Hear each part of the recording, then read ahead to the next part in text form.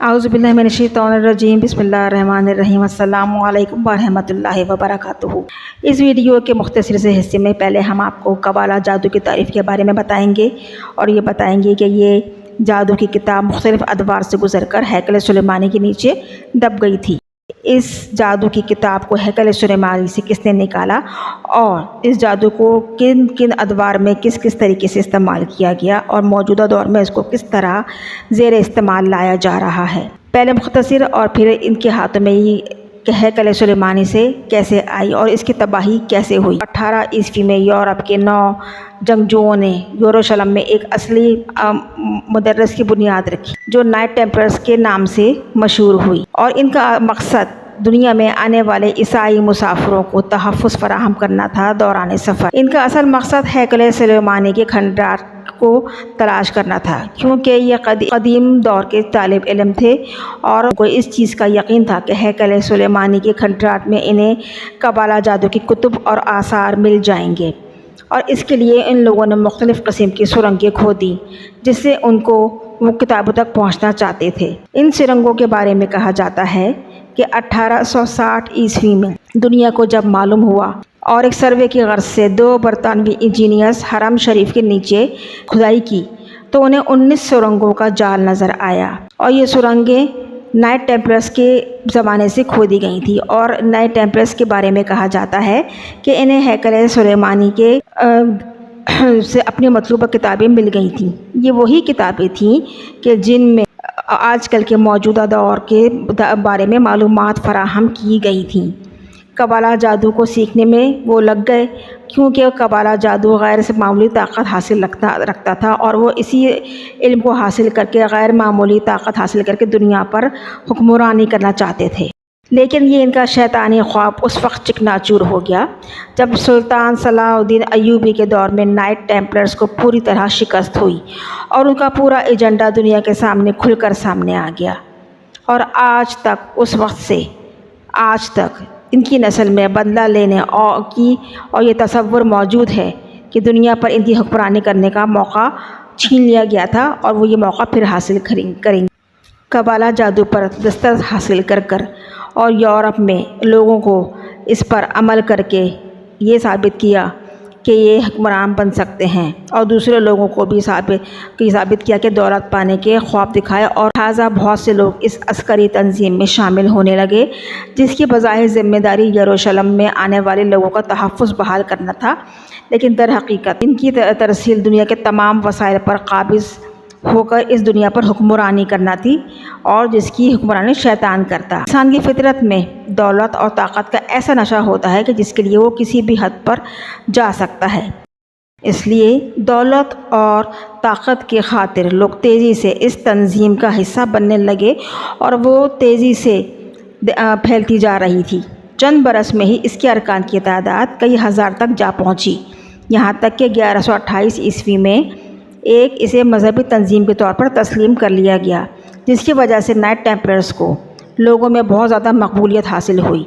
और इसको 39वीं ईस्वी में ये हुक्मनामा जारी किया गया कि नाइट टेम्पलर्स किसी भी मुल्क में आज़ादी के साथ आ जा सकते हैं और इनके कानून किसी भी मुल्क में नाफिज किए जा सकते हैं। और ये लागू था कि दुनिया का हर इंसान इन नाइट टेम्पलर्स का हुक्म मानेगा।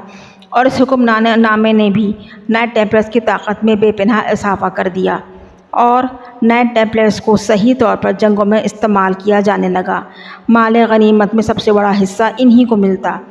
इसीलिए चंद सालों में नाइट टेम्पलर्स यूरोप की सबसे बड़ी अस्करी और मालियाती तंजीम बन गई, यहाँ तक कि दुनिया की पहली मल्टीनेशनल कंपनी भी नाइट टेम्पलर्स ही थी, जिसके वसाइल बेपनाह थे और जो तजर्बेगार और तरबियत याफ्ता मुलाजमों की फ़ौज रखी हुई थी वो 2.25 लाख से भी ज़्यादा तजावज़ कर चुकी थी। इसमें से 25,000 ये तंजीम की जायदाद होते और पास बहुत सी जायदाद थी और इनके अमलाक बन चुकी थी। जब ये तंजीम बाकायदा तौर पर सरगर्म अमल आ गई तो इस तंजीम में सरदार को ग्रैंड मास्टर जबकि नायबीन को मास्टर का लक़ब दिया गया और इनमें खुदा का लफ्ज़ इस्तेमाल किया जाता था, जिससे नाइट टेम्पलर्स पर हर सूरत को उनके हुक्म को अंजाम देना फ़र्ज़ होता था। تو اسی وجہ سے لوگ سفر کرنے میں پریشانی کا جب سامنا ہوتا تو اس سے نائٹ ٹیمپلرز پر لوگ اعتماد کر کے لوگ اپنی قیمتی اشیاء اور قیمتی چیزیں نائٹ ٹیمپلرز کے حوالے کر دیتے۔ جب وہ اپنے منزل مقصود پر پہنچتے تو ان کی رقم انہیں واپس مل جاتی، بدلے میں ان کا تھوڑا سا فیس دینی پڑتی تھی، اور اس کام کے بدلے وہ تھوڑی سی فیس وصول کرتے۔ یوں یہ نائٹ ٹیمپلرز مددگار بن بیٹھے اور سود بھی لینے لگے، اور اس طرح یہ انتہائی طاقتور ہو گئے۔ اور ان کی بڑی طاقت کو دیکھتے ہوئے فرانس کا شاہ پنجمبی اپنے شیش و پنج میں آ گیا اور اس نے ان کو اپنے لیے خطرہ سمجھ کیا۔ 1307 میں اس نے سب عوامل پہ پابندی لگوا دی۔ تبھی نائٹ ٹیمپلرز نے قسم کھائی کہ وہ اس بات کا بدلہ ضرور لیں گے، اور نائٹ ٹیمپلرز کو یورپ میں پوری طرح پھیل گئے اور مختلف تنظیموں میں کمال کے مخصوص مہارت حاصل کرنے لگے اور ان کی علامات متعارف کرانے لگے۔ فری میسنز کی بنیاد رکھی۔ اس تنظیم کا مقصد یورپ میں آزاد خیالی کو پروان چڑھانا تھا، ایسے آزاد نظریات اور خیالات جو انسان کو مذہب اور اس کی راہ سے گمراہ کر بیٹھے۔ اس میں وہ سب مادہ پرستی کے جذبات شامل تھے کہ جو انسان کو اپنے عقائد، اپنے مذاہب اور اپنے سے دور کرتی ہے، اور ان سب کو انسان بھول کر شیطان کی عبادت شروع کر دیتا ہے۔ ان کا بیسک مسئلہ یہی تھا کہ وہ شیطان کو اور یہ دجالی فتنے سے جا کر ان کا کنیکشن ملنا تھا آگے چل کے۔ اور 17ویں عیسوی میں ایک نئی تنظیم انہوں نے تسلیم کر لی اور اس کو حقیقی بنیاد رکھی۔ اس کے عزائمی سرگرمیاں انہی چیزوں سے ملی جڑے تھے آپس میں ایک دوسرے سے، اور ان کو معاشی طور پر مضبوط کرنے کے لیے یہودی خصوصی طور پر کا اصل مقصد عیسائی مذہب کو تباہ کرنا تھا۔ یہ لوگ مختلف اقوام کے درمیان جنگیں کروانے کی منصوبہ بندی میں مصروف اور سرگرم عمل تھے، اور لوگوں دو ملکوں کو جنگوں میں مصروف کر کے اپنے مقاصد حاصل کرنا تھا۔ اور اس بنیاد پر انہوں نے مختلف اقوام کو اسلحہ فراہم کرنا شروع کر دیا کہ جتنی زیادہ جنگیں ہوں گی ان کا کاروبار اتنا ہی بڑھے گا۔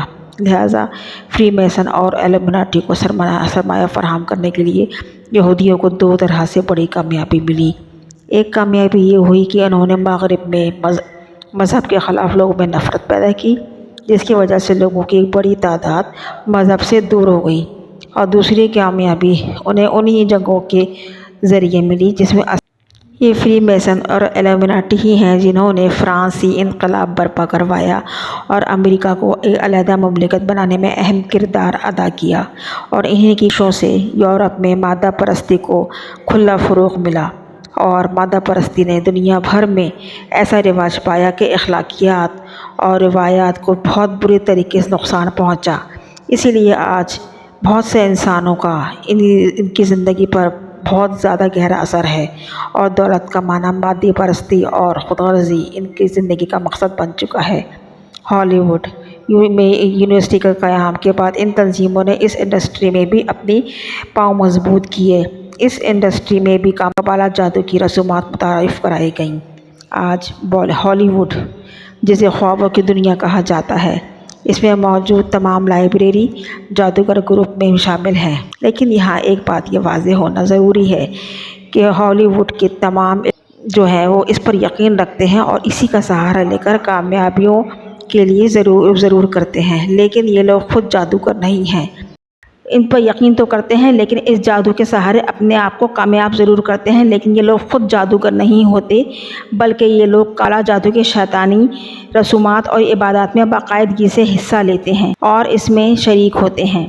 اور مختصر یہ کہ اتنا جان لیجئے کہ دنیا کی کوئی ایسی اخلاقی سوچ نہیں، ایسی کوئی غیر اخلاقی حرکت نہیں جو ان رسومات میں نہ کی جاتی ہو، جس میں شیطان کی خوشی شامل ہوتی ہے۔ ہر وہ کام کیا جاتا ہے کہ جس سے شیطان خوش ہو جائے، کیونکہ یہ شیطان کو اپنا خدا مانتے ہیں، نعوذ باللہ۔ کے لیے ان رسومات کی ادائیگی کا باقاعدہ اہتمام کیا جاتا ہے، اور اس میں وہ فلمی، سیاسی، سماجی شخصیات کو ان جادو کے ذریعے اپنی شیطانی قوتوں کی مدد سے ان کو اس میں مگن کر دیتے ہیں۔